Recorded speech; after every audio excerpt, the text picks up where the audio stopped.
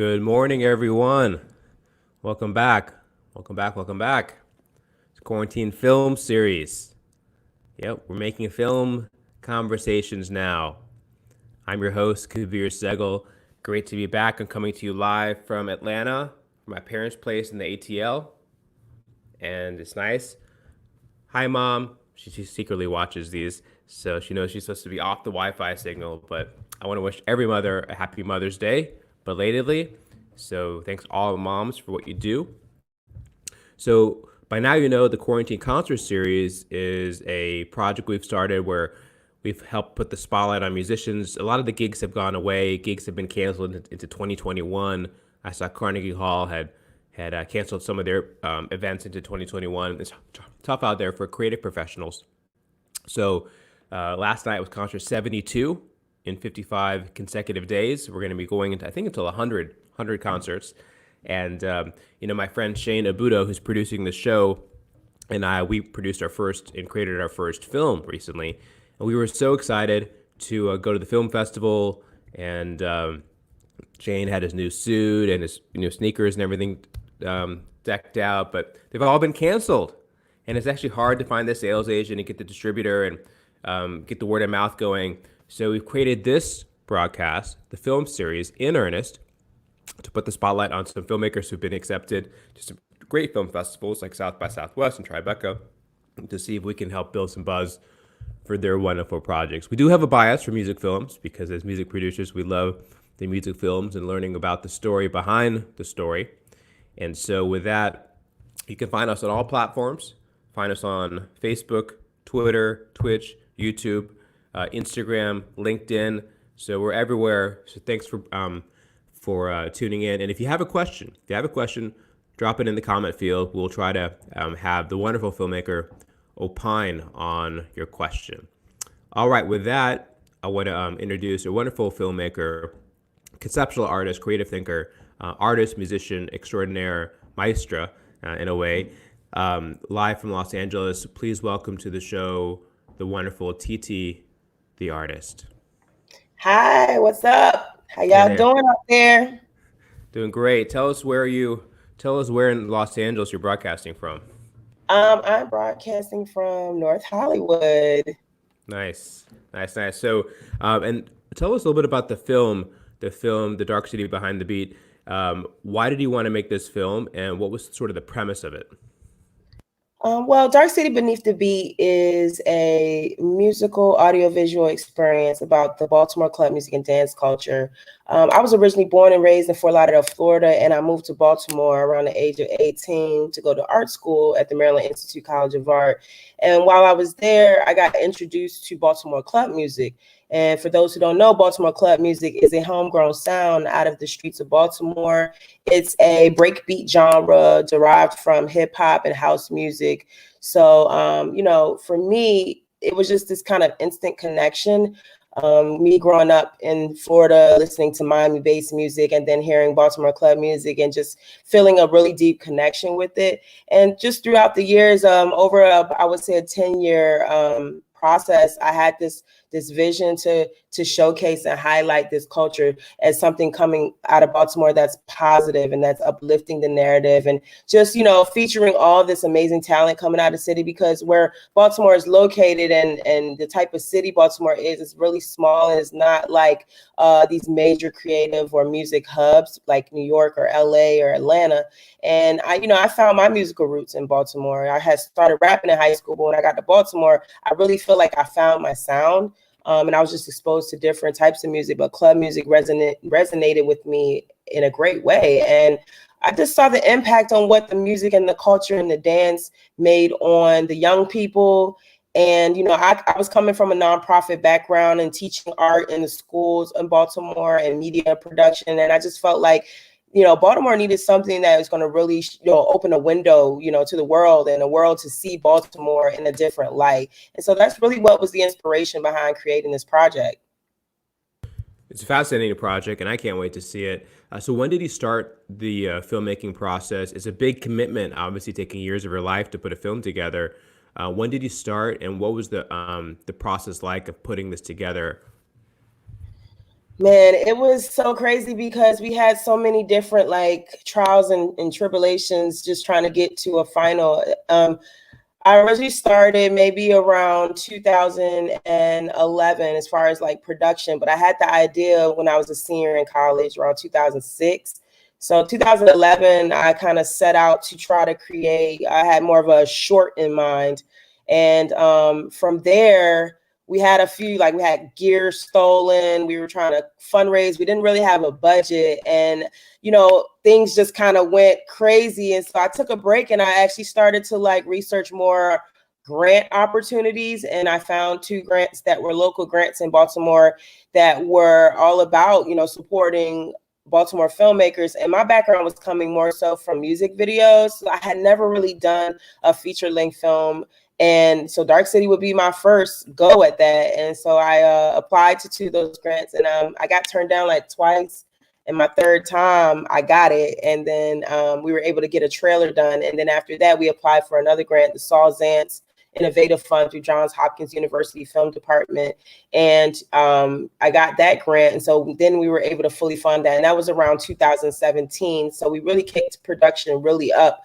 We really restarted the whole process in 2018. So we spent about a year to 2 years filming, and then I started editing as I was going. But I would say we finalized everything, like as far as post-production last year in December. So it's still like a fresh, it's still a fresh thing. So Yeah, and saying the journey began in 2011, it's almost a decade. It's been a real labor of love. Looks like for you. Tell me, what are some of the threads that you follow, and some of the artists that you follow in the film? Who are some of the characters that we meet along the way? I would say you have Mighty Mark. Mighty Mark is a amazing Baltimore-based producer who I've worked with. He was actually one of the first producers I worked with when I started to create my own music. Then we have Unique. He runs Be More Than Dance, which is a local dance organization that's a mentoring program. He's served, I would say, over the course of the past 8 to 10 years, over thousands of inner city youth, taking them from the streets to dance. He does annual dance events that focus on Baltimore dance styles, called the Queen of Baltimore and the King of Baltimore dance competition. And then you have TSU Terry, who's also a dancer who really just mobilized what he's doing. Like now he's touring, teaching dance workshops all around the world. And then myself, I just kind of came in to represent the female voice of it, because the film itself kind of really was inspired by a legacy that DJ K Swift, who was one of the first DJs, women of color, globalizing the Baltimore club sound around the world. And she passed away too soon. And so it was like a decade of silence almost, aside from the work that I was doing and the music that I was putting out, and these pieces of documentation that we started to put out. So those are some of the characters that you kind of see, but also it's not just the narratives. This film is kind of a hybrid new approach to documentary storytelling. So me coming from my music video background, you see these elements of performance art, fashion. It's exciting. We built it off of an all original soundtrack within the Baltimore club music genre.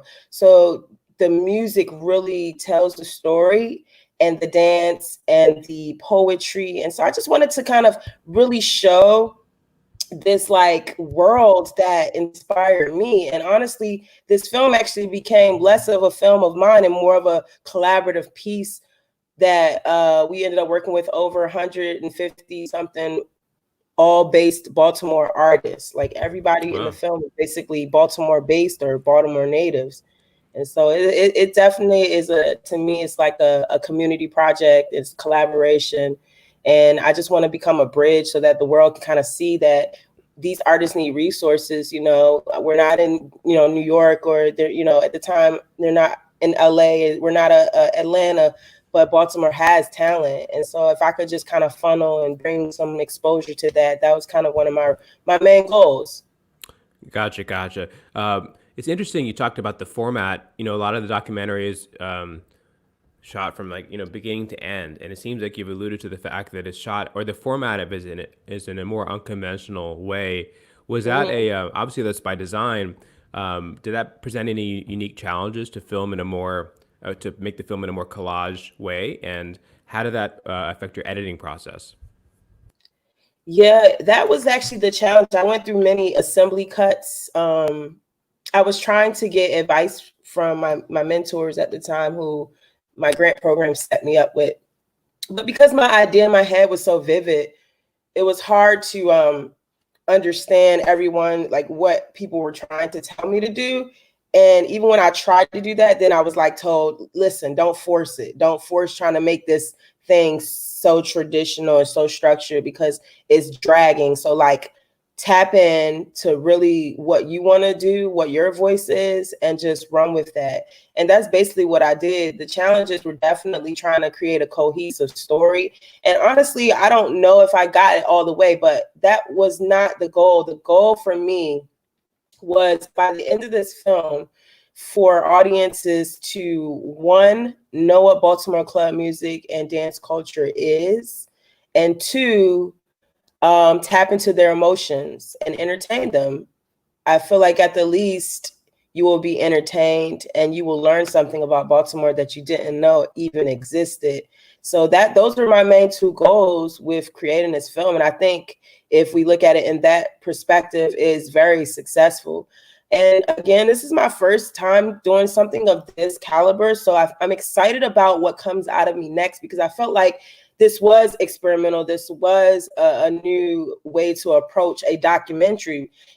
We have moments in the film where it's performance art, but the world that's around us is all happening in real time. So the people around that's witnessing these kind of like curated, choreographed moments, they're real people that's in this environment. We just kind of come and we own our spaces and we reclaim our spaces through these live performances. And I thought that that would be really cool to capture in this film.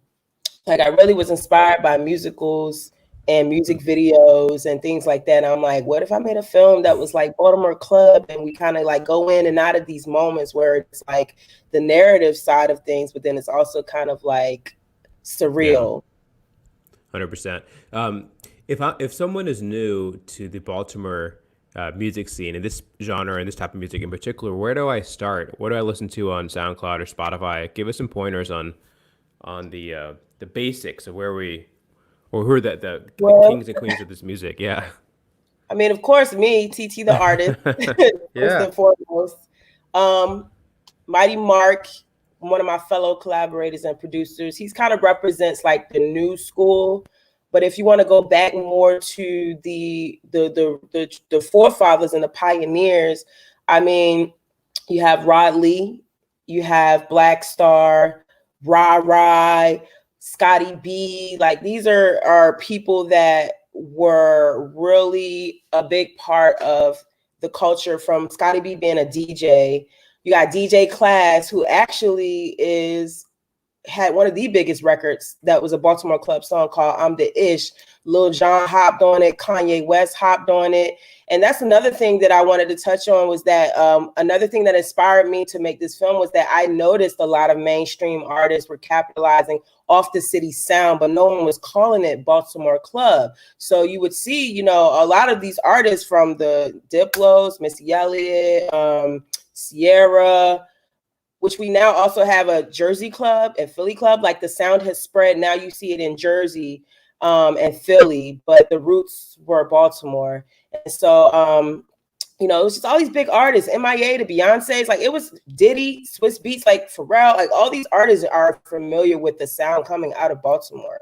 And Yeah. I thought that it would be so important for me to take that and show this is actually Baltimore club music. Like, really put Baltimore club music on the map, because me being an artist in Baltimore for a decade, or a little bit over a decade, and just feeling like I reached a ceiling at a certain point, because you really have to travel outside the city to really get any type of traction, because it's not an industry really in Baltimore. There's culture there, but as far as music business, it's just not something that's there. So It's growing, but it's not quite there. It's not quite like New York or LA or Atlanta, you know what I mean? So Yeah.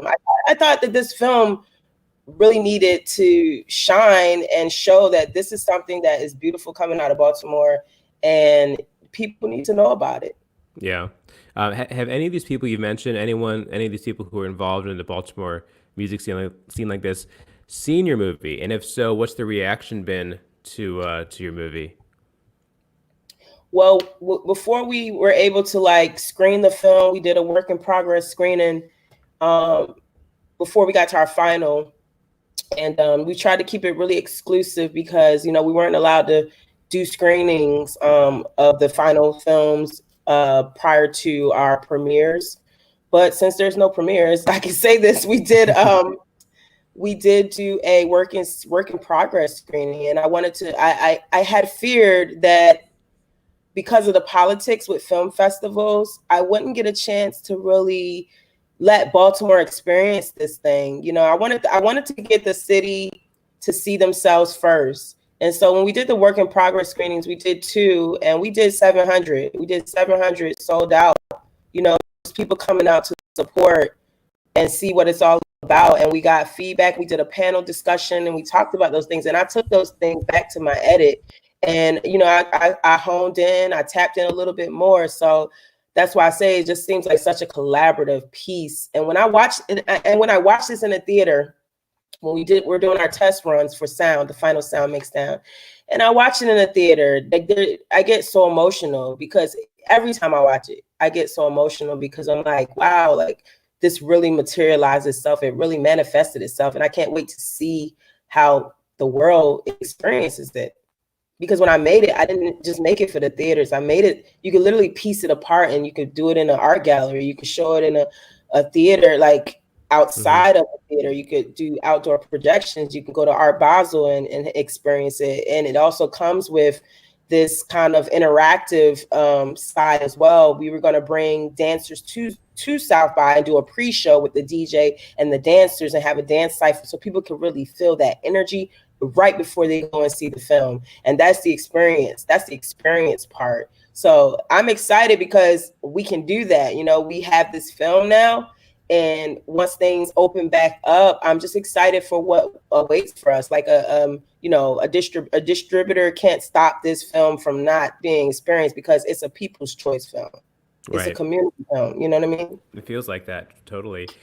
Talk about the craft of making it. What cameras did you shoot? What did you edit in? Was it at Premiere or a Final Cut? What's the software Wow, video package? that process was the hardest for me because Mm. I'm not the technical person. I'm more of the creative. Like I have all these creative ideas, but we actually shot most of the film on a Sony A7S II. Shout out to Kirby Griffin, our director of photography. And we worked with a few other cinematographers who had different cameras. Like on one of the scenes, we used a red camera. Another scene, we used a Ursa. So it was kind of like we jumped back and forth. Like there were moments where we had a red and a Sony, and I had to like learn color correction and match that up. And that was really intense. Also, I was editing in Final Cut Pro X, which I don't think I'll ever edit a feature in that program because I don't think it just no one's really using that like that in the Mm-hmm. industry. So when it came time to getting the final sound mix downs and editing the audio out, it was so stressful. It was so stressful because we were getting ready for South by. I was just like hoping everything would get done in time. But yeah, I would say like now I'm like leaning more towards getting into Premiere so Mm-hmm. that for my future films I don't have this problem. But I might even bring in another editor too. I never worked with another editor on something like a film, so I'm exploring those options now that I have new relationships. But yeah, it was a long process. Like honestly, it was a very, very long process. And there was some really painful sleepless nights of just trying to get this done to meet the deadlines and everything like that. But I'm glad we're here now, for Got it. sure. Well, where can we find out more? I think we have a website. Let's put your website up. But talk to me about the distribution plans and what. I would love to see the film one day. So when can all of us? Yeah. Do you think can see this wonderful film you've made? Yeah, we could definitely work out sending you a screener so you could check it out.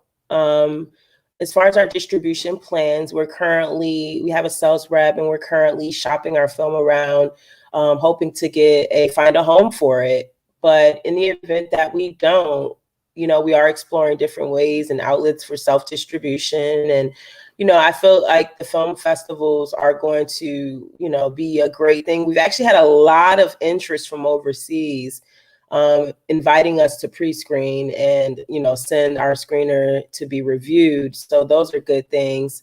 We will be doing an international premiere with the Hot Docs Online Festival in May. Well, it is May, but May 28th.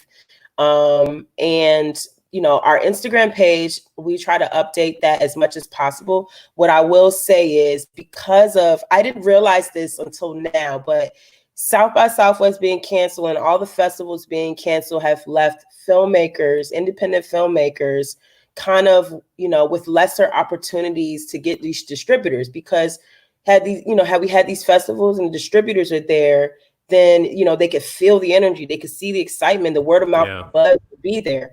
But, it's almost like you're the little guy in the big pond. You know what I mean? You have this great idea. And, if it hasn't shown that it's done a certain amount of numbers, or, the buzz isn't all the way up, it's kind of hard for distributors to take that risk, because, budgets are tied up or for whatever reasons. But I really have faith that this film is going to do what it needs to do. And we're also exploring alternative options, not just theatrical screenings, but like I said, tapping into the art world and the museum world, because I really do feel like it can exist in those worlds as well. So and follow our Instagram, Dark City Be More, because we do a lot of updates on there, and like to post a few BTS clips from time to time. So that's kind of where you can get all the latest updates. But we really just need that word of mouth buzz to keep this thing alive. And we're just getting started. We're literally just getting started. But that word of mouth buzz will be great for us, and what our future will look like as far as where this film actually lands. And that's me right there. We wish you all the best with the film. And I guess my final question here is, tell me about your work as an artist. What have you planned as an artist? Do you have any new music coming out? What are you producing these days? Well, I'm super excited because I had a chance to work with Issa Rae. I've been working with her for a while through her show Insecure, producing music for it. But last year, I got a chance to shadow direct for the new season. And from there, they checked out my film, and she came on board as a producer to help us with the final wave of the film, getting it finished. And now I have this great team through Color Creative, her brand, that's all about, representing underrepresented creators of color. And so I have that support system, which I'm really happy about. And what I'm working on in the film, you'll see that I started my own record label, a woman-focused record label called Club Queen Records. And so my mission with that is to continue to create a platform for women to push their voices to the forefront, women in music to push their voices to the forefront. Because the problem with what's going on today is that people don't really feel that this thing exists, meaning the opportunities are lessened for women, specifically women of color in this industry, in the music industry, in the film industry. So my platform, Club Queen Records, is all about putting out music that's driven by the female and femme voices. And so we're getting ready to drop a compilation project. I'm also working on my album. So it's like, just expect a lot of music, and I'm developing new documentary concepts, TV pitches. I'm excited ultimately, and I'm happy to have Color Creative as a partner to help me push out more of my new ideas and to help and push me as a creator and innovator. Great. Well, very excited about your new projects. You're a creative force. It's great to see you creating in all these different ways. And I know the audience is really going to vibe with your film and your music. Thanks so much for being a guest on the program. Well, thank you guys so much. I appreciate it. Of course. That's that. And we're going to have our Quarantine Concert Series returns tonight. So check it out at 10 p.m. Eastern. I also want to give a hat tip to our producer, Shane Abudo. For everyone watching in Los Angeles, please try Shane Abudo's hummus. Makes it from scratch. So give a knock on his door and ask for the hummus. All right. Good night, everyone. Good day, everyone.